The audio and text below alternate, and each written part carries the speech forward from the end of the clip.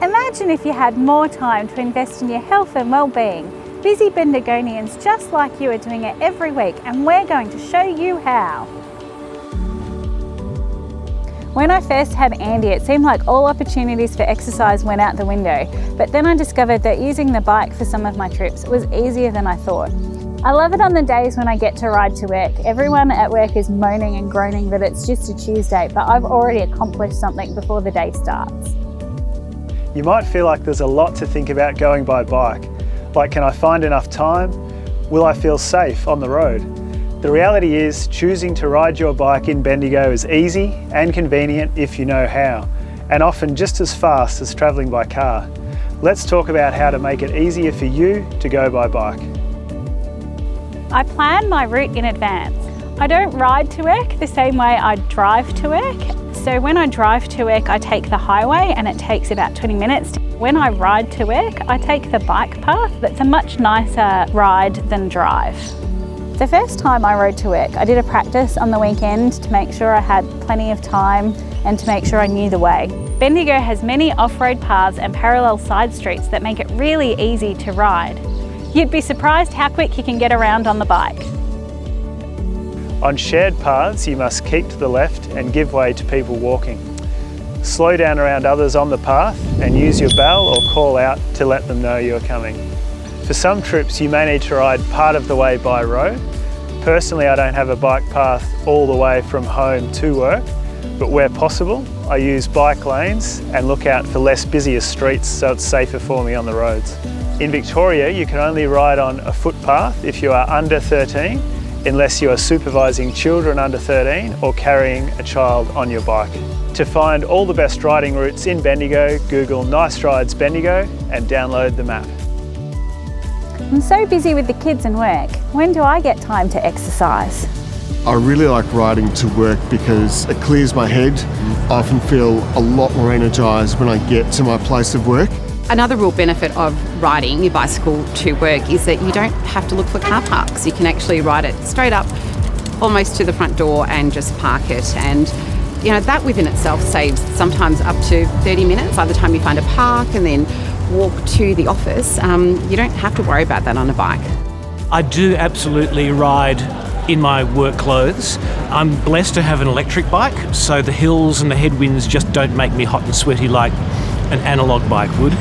I'm not mega fit. I'm not one of these people that can go 1,000,000 miles an hour on the bike. I'm a bit of a wimp when it comes to rain. If it's pouring rain, I'm definitely not going to ride. If it's just spitting a bit, I'll put a raincoat on and I'm fine with that. And if it starts pouring during the ride, I'll just stop under a bus stop for 5 minutes. I've got some wet weather gear that's also high-vis gear, so low light is not a huge risk for me. Sometimes you need to ride on the road. When you do, what can you do to feel safe? Even if you feel nervous to begin with, these few tips will help you ride more confidently and safely when you first start. Ride a metre out from the side of the road. This will help you avoid debris like rocks and holes on the side of the road. You're also more visible to other traffic.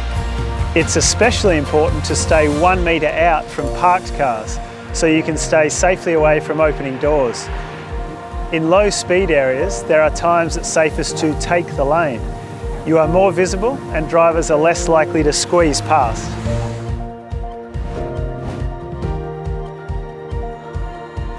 These are my lights, one on the front, one on the back. They're really convenient to use. I just charge them up with my phone charger. By law, lights must be used at night and in dull conditions, but I just use them every day to be a little bit more visible on the road. Always be aware of what's going on around you by scanning ahead and behind, just like you would driving a car. Before changing lanes or changing direction, do a quick head check like you would use your rear view mirror. Let's talk about phones. The same laws apply to bikes and cars. You can only use your phone if it's mounted or hands-free, but pull over to text or make a call. There's a couple of simple tricks that help you have better control on your bike. I discovered these when I was starting out, and it really helps me ride more safely and just feel more confident. Being in an easy gear and having your pedal in the power position or pedal up before starting allows you to accelerate really easily. Change your gears to keep the pedals spinning at a constant rate. Riding will feel easier and you'll be able to control your bike better and react quickly if you need to. When riding over bumps, have your pedals level and you'll be more stable and it's easier to manoeuvre. When riding on roads, you have rights and responsibilities like drivers. You need to be predictable, just like you would be in the car. Let others know what you're doing and don't make unexpected moves. Legally, you must signal before you turn right by clearly extending your right arm. And when I'm riding on a road, I'll always try to make eye contact with the driver to make sure they've seen me. I've had just so many beautiful moments with drivers. I know it sounds strange, but they will acknowledge me back with a smile, and there just feels like such a mutual respect.